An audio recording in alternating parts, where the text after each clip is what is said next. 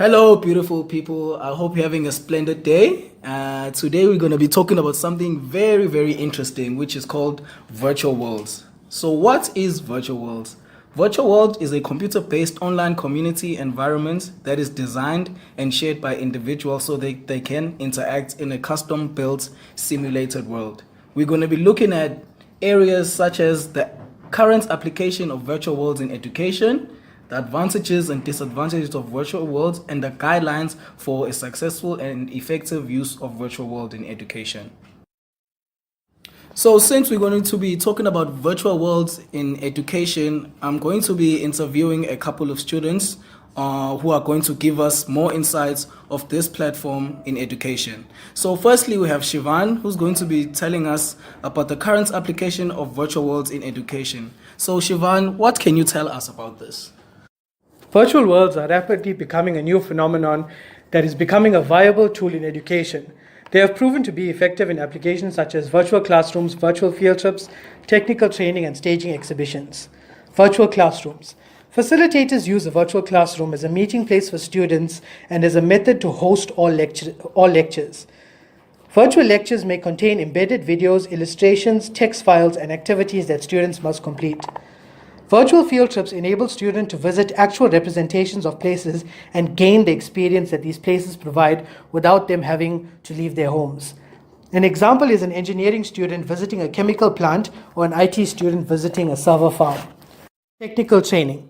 Virtual worlds enable lecturers to host practical sessions and to teach students skills. Example, a mechanical engineering student will be able to engage with and learn about the various machinery that is used. Staging exhibitions. This allows students to display their work for assessment to their lecturers. An example of this is a virtual fashion show or a virtual art show. So guys, as we know that all innovations have advantages and disadvantages. So it's similar to virtual worlds. We have Slee, who's going to be telling us more about what are the advantages and disadvantages of virtual worlds in education. So with the advantages of using virtual worlds is that it gives students access to new experiences. For an example, chemistry student can be able to perform practicals that will be considered dangerous in the real world.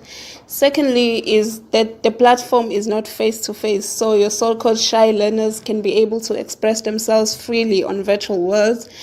And well, the downfall of using virtual worlds is the potential cost, and secondly is that you need to constantly monitor the space to ensure that the students are using it for educational purposes. And lastly is that not all students may be willing to use virtual world for education.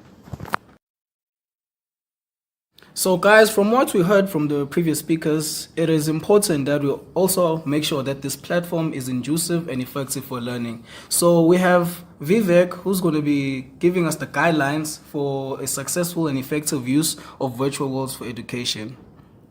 Thank you, Sandile. Firstly, it is critical that virtual worlds provide students with an element of communication. This would enhance their learning experience. By communicating and interacting with others, students would be able to learn a variety of concepts from each other.